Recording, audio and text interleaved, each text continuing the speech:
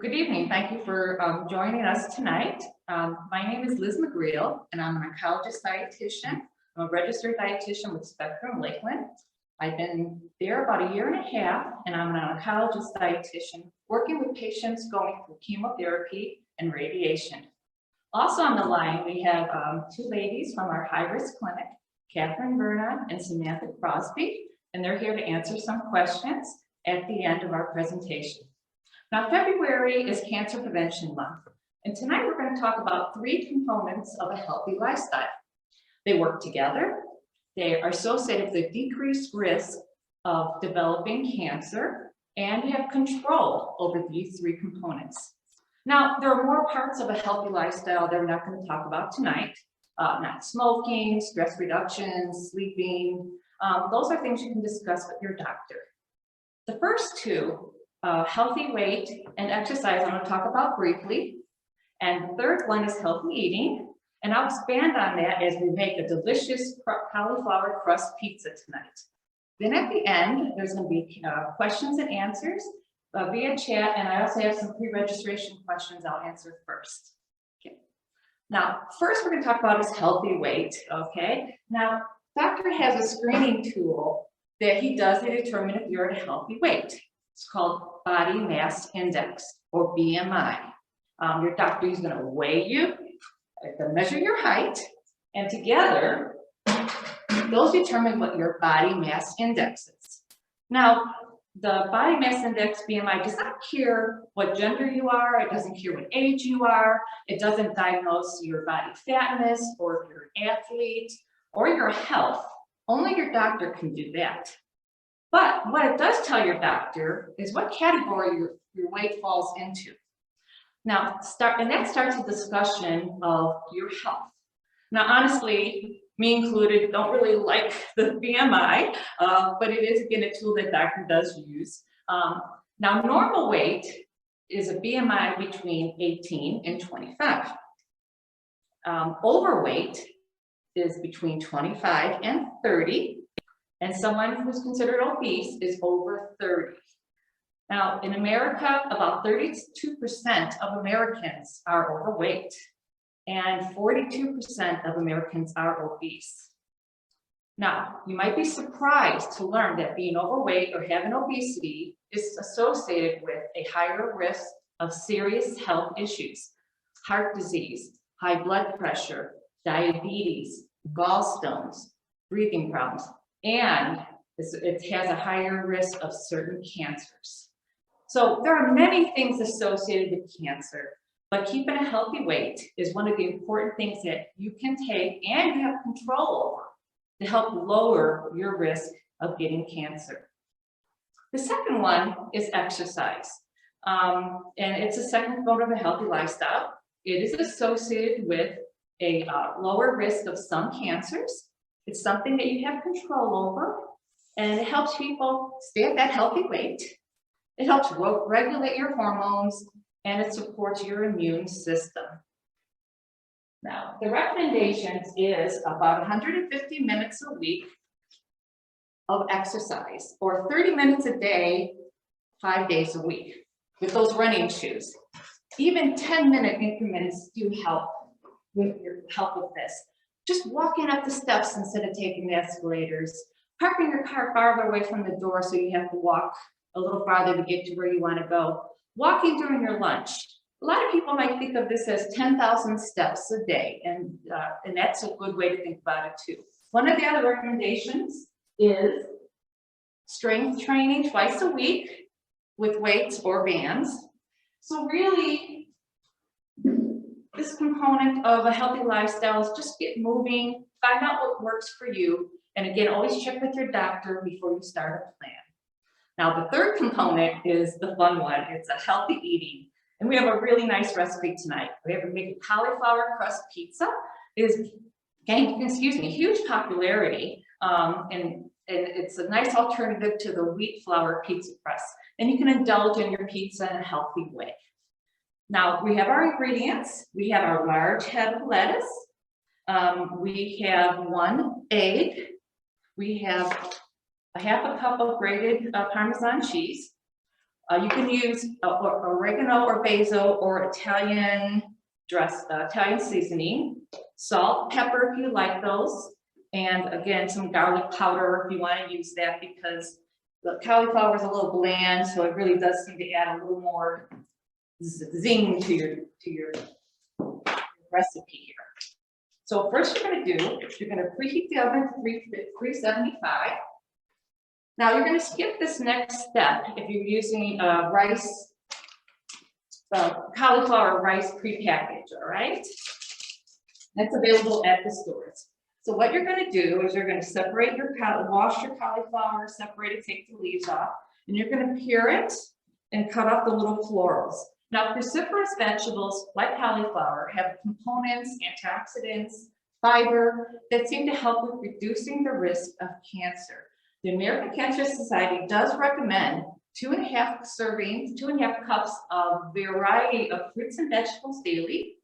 You should do the colors of the rainbow. You should do dark green ones and yellow ones and citrus fruits. But we do recommend keeping the citrus fruit juice to 1/2 cup a day.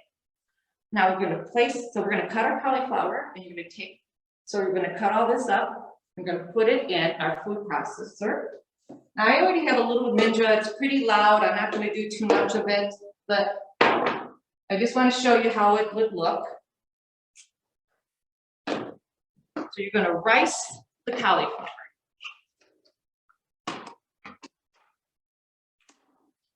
And you can pulsate it. Down to a rice consistency, that's what they call it. Now, for making your own crust, you can provide up to 1 cup serving of cauliflower. And trying new fruits and vegetables is always a good way. This is a good start to do your own cauliflower pizza. So this is what the cauliflower rice would look like once it comes out of the food processor. So what we're going to do is we're going to take a baking sheet. Our oven is on. It's not really on, but we'll pretend it is. I use parchment paper. I really think it's kind of magical. It's a lot of fun. It's very versatile, and I do like it. And you're going to take this, and you're going to very moist here, and you're going to spread it out. And you're going to bake it in the oven for 15 minutes at 375.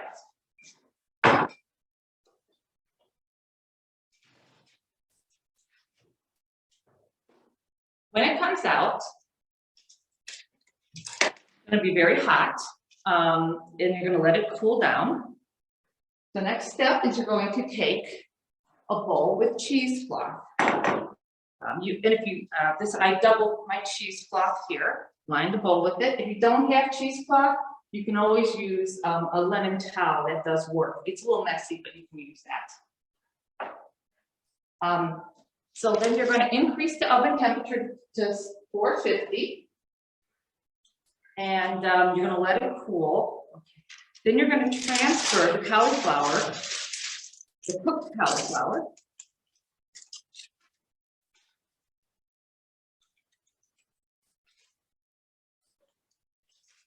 to the bowl. It's going to be very moist.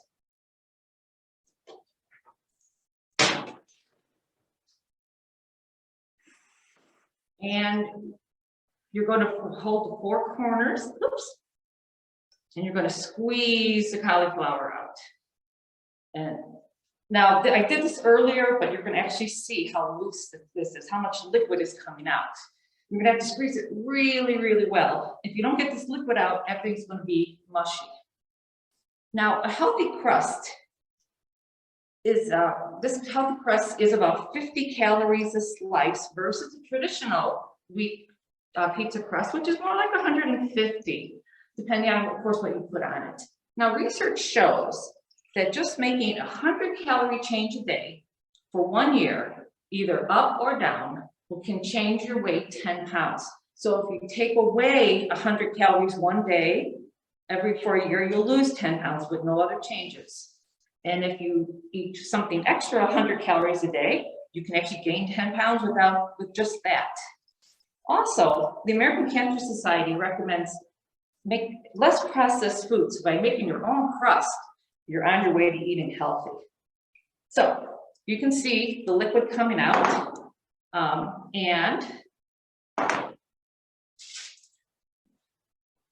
I had done an extra one before. So then we're going to transfer this into a bowl, all of our crusts, or our cauliflower mixture here. Oops, I've made an extra one here because I was going to take a long time to squeeze it all out. Okay. Okay. Okay, so now we're going to add our cheese. Some people might use, this is the Parmesan cheese that I'm going to use. Now, the American Cancer Society does recommend low-fat dairy products. A low Parmesan cheese, low-fat mozzarella cheese fits the bill. And they usually recommend about 25 to 30% of your calories as fat. So for most people, it's going to be about 60 grams of fat a day. You're going to add, so we're going to add this in. We're also going to take our egg and our seasonings that I showed you earlier. I pre-mixed these up. This is actually the glue that holds the crust together. Now, it is recommended that we move towards a more vegetarian lifestyle, plant-based. There's different levels of vegetarianism, but eggs are a good biological protein that our body likes. It can be part of a healthy lifestyle, a modified vegetarian lifestyle, and it provides certain nutrients like B12 that our body needs. So we're going to mix all of this. Okay. Now, if you don't want to use an egg, there's a flax egg out there. You take 1 tablespoon of brown flaxseed meal, mix it with 3 tablespoons of water, mix it together, and let it sit in your refrigerator for 15 to 30 minutes if you don't want to use an egg. Okay. So I'm going to mix this up. And you can, I'm going to put it in. I'm going to go ahead and start making the crust. So we have to mix this all up really nice to have our nice crust all together here.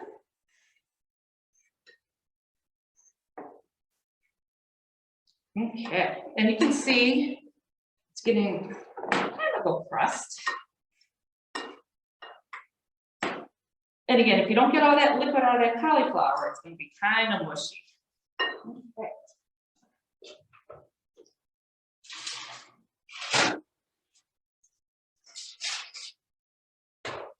So what you're going to do then is take your crust, flatten it onto a sheet paper and sheet here.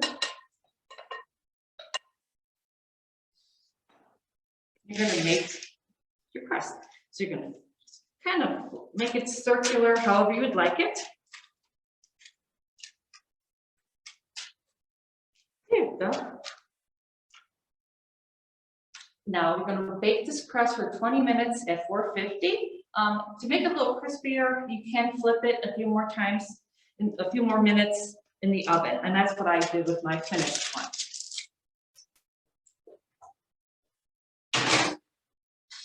After 20 minutes, this is what our pizza crust will look like. It's a healthy pizza crust from cauliflower. It's nice and crispy. Then we're going to load it with the toppings. You can add pizza sauce, you can add cheese, bake it. You're going to melt the cheese on it, then you know it's done. You don't want to put too much on though because it will get floppy. You can enjoy putting any vegetables that you like on these also. The American Cancer Society does recommend high fiber, about 25 grams of fiber a day for women, about 30 grams of fiber for men. So veggies on top of this pizza help. For my pizza, I'm going to do a little olive oil with a little seasoning. Just kind of spread it out.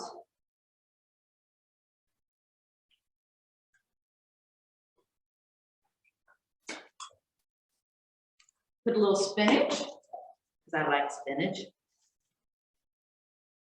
And then you cover it with the mozzarella cheese. Now I'm not going to bake it, but again, you would put it in the oven until the cheese melts. And so you can put whatever toppings that you'd like.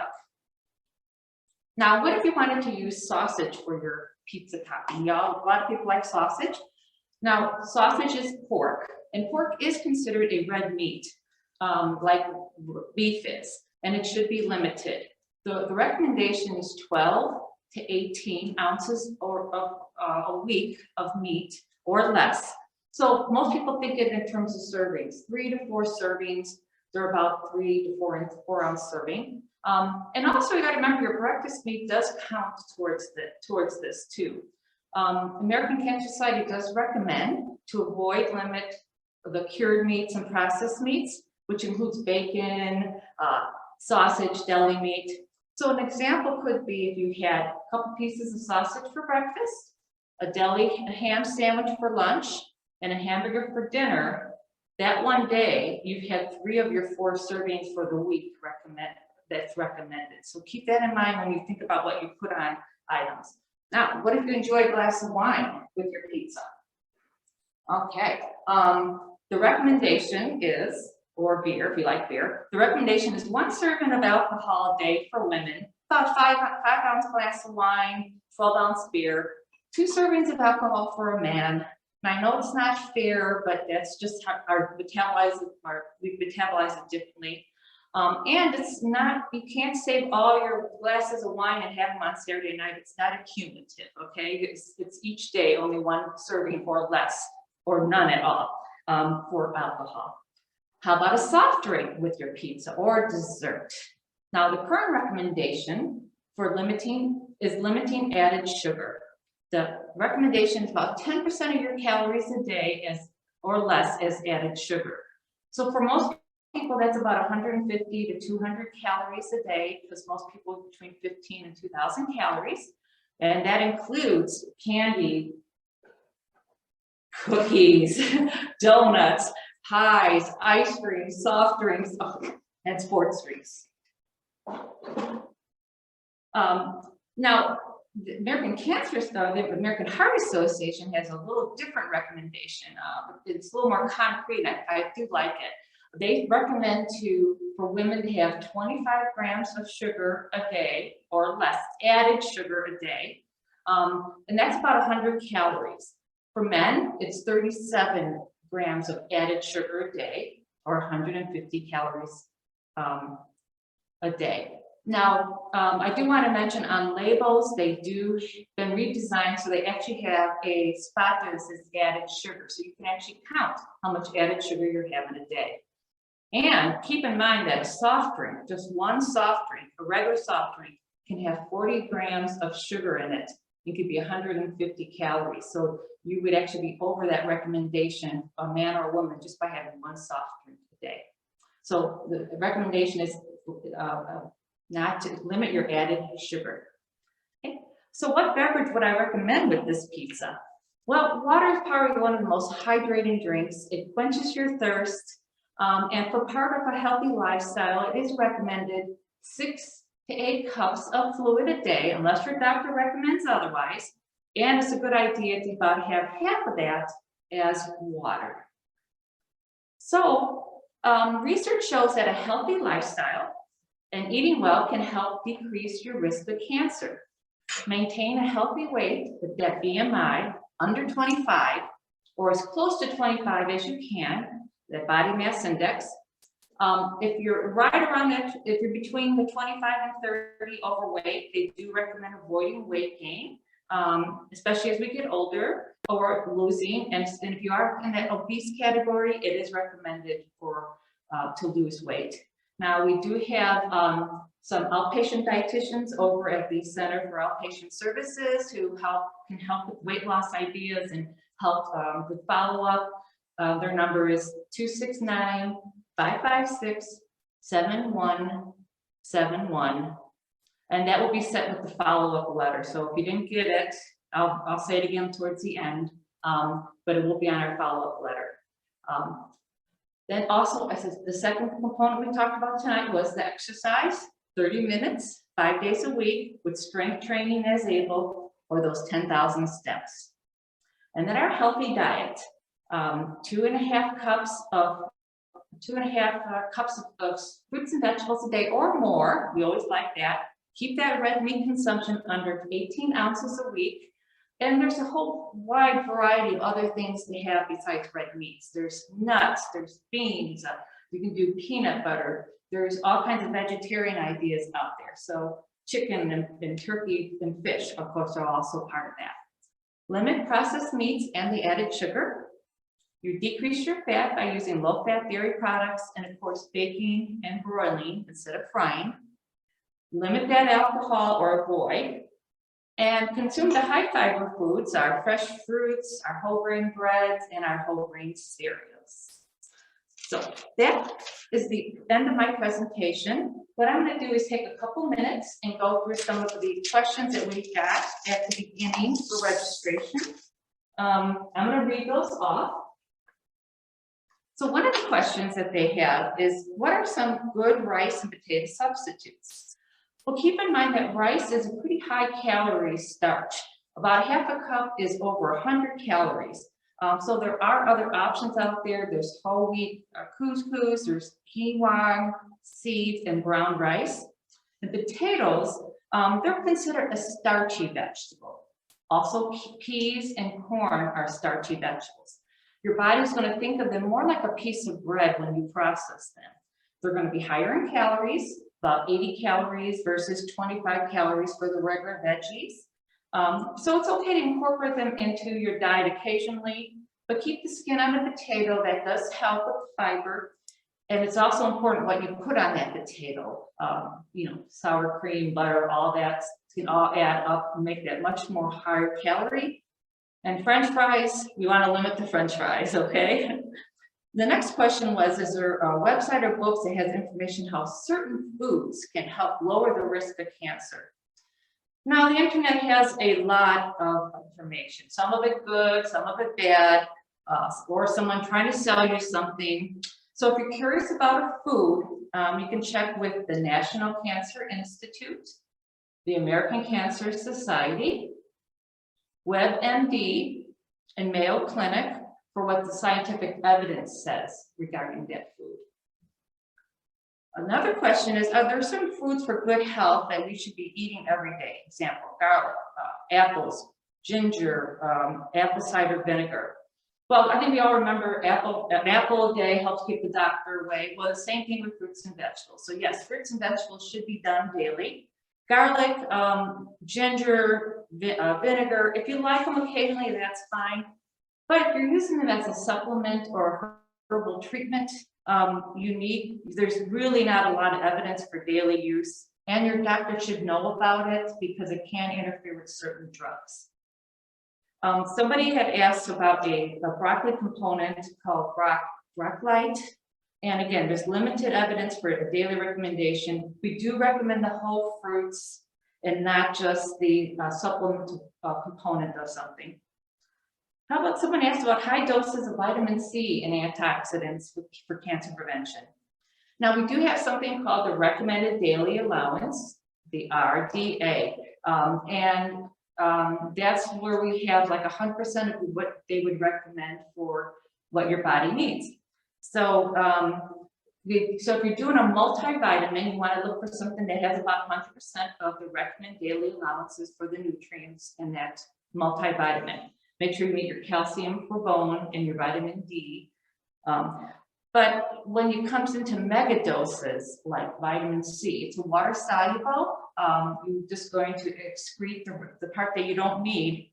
But there are some limited studies that high doses of certain vitamins may actually not benefit somebody. So especially smokers. So you do want to, again, talk to your doctor about anything that you're taking that's a mega dose of a vitamin. Are there substitutes that are safe, especially with sugar? Okay. Now, in spite of what the internet says, all artificial sweeteners are FDA approved that are considered safe in the amounts that people eat and or drink. Now, we did talk about the fluid recommendations earlier, 6 to 8 cups. So a lot of times those artificial sweeteners go into coffee, tea, and diet pops, all right? So if you drink a lot of diet pop, you're drinking a lot of tea, and you're using a lot of artificial sweeteners all day, you may want to think about maybe getting some water in there instead of drinking a lot of diet pop, coffee, or tea. And you want to re-examine why you're drinking all that, but water is the most hydrating. What about the effects of honey on sugar, diabetes, and cancer? Now, honey is still a sugar. You need to include it in your 25 or 37 grams of added sugar a day. One little teaspoon of honey has 6 grams of sugar in it and 24 calories. But it does have a lower glycemic index, but it still affects your sugar level and your hormones. Somebody asked about the Mediterranean diet, and I do recommend the olive oil. That was the question. They wanted to know what oil to use in the Mediterranean diet. And then this one talks about somebody, they run all day long and she's only hungry at night. Now, it's good to eat only when you're hungry. Research shows that if you skip meals and don't eat all day long, you tend to overeat, get extra calories, and you make poor food choices at night. The other thing about nighttime eating is you got to be mindful. Sitting in front of the TV and eating popcorn, you're not concentrating on what you're eating, how many calories you're taking in. So you want to think about what you're eating. So the recommendation is, to limit snacks after dinner. And breakfast is still recommended to break your fast in the morning. And it's always kind of a good idea to spread your calories out. One of the other questions was, is it logical to take meat out of the diet? Yes, it is, or at least limit it. Again, it is associated with that higher risk of colon cancer. There were a lot of snack questions, so I'm just going to talk about that a little bit. They was like, what snacks should we have? Snacks should be high fiber and should have protein. They help fill you up, and the fiber makes your body work at digesting it. But you need to stay within your caloric need. If you're having extra snacks and going over 100 calories, you can gain weight.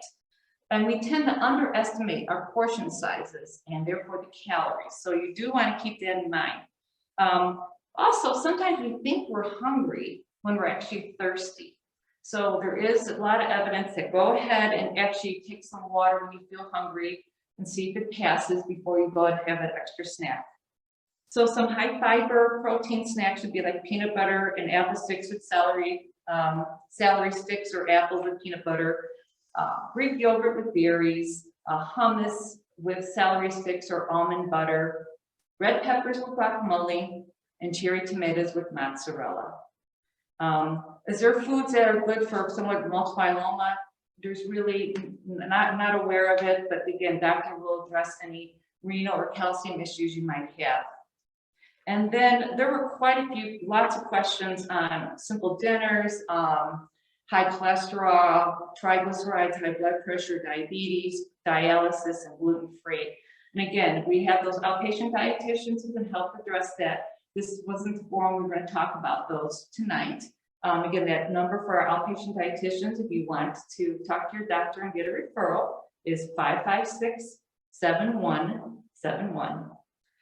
Now I know we have some high-risk clinic questions, so I was going to turn it over to our high-risk clinic ladies.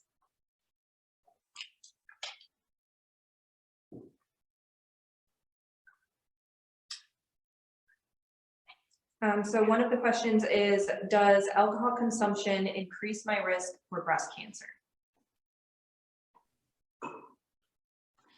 Hi, I'm Catherine Vera. I'm the nurse practitioner at the breast clinic, the high-risk breast clinic.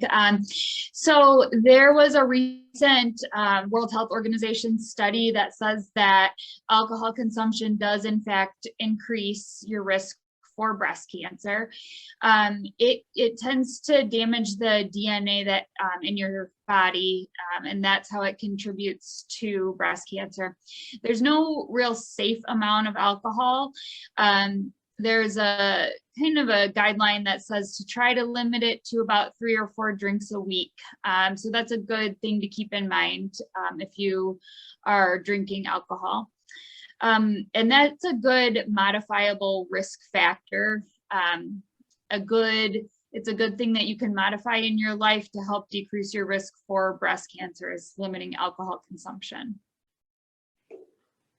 And then the second question we got about the high-risk cancer program was, are there any foods that I can eat to help lower my risk for breast cancer?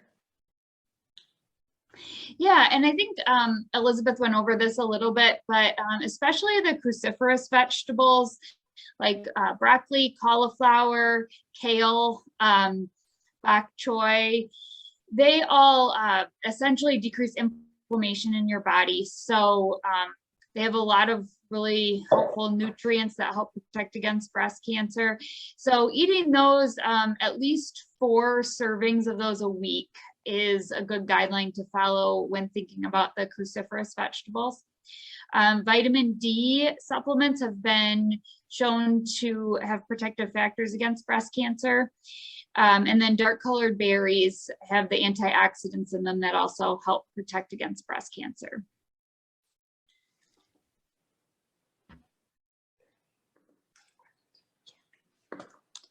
Okay, do we have any chat questions at this time that we can address? Does the sugar in fruit count towards the 25 grams of daily sugar limit? No, so that's an American Heart Association, it's added sugar. Okay, so the regular gram, so if you look at a label, there's regular sugar, okay, you don't count it, it's actually where it says added sugar. And again, I can't show you because I don't have a higher, you know, can't, it's so, everything's gonna be really big, but you're looking at added sugar, so the fruit does not count towards that added sugar. It's sugar that's been added to the diet. And that's where, again, pop and things like that. So no, it does not count. When shopping for a cauliflower crust in the grocery store, is there anything specific to look for, a pre-made one? No, the one that I have, I mean, there's different ones. This one is actually, this is frozen. It's just a pre-made, oh, this is a right, oh, you mean cauliflower crust, oh, I'm sorry, okay, I was thinking of the rice, okay. Not really, I think that they all tend to be a little more healthier. I've seen them at, you know, Costco, we see them around, you're gonna see them a lot out there. It's a nice alternative way to the wheat crust, so I would just, again, try it, see which one you like, and see how it tastes to you.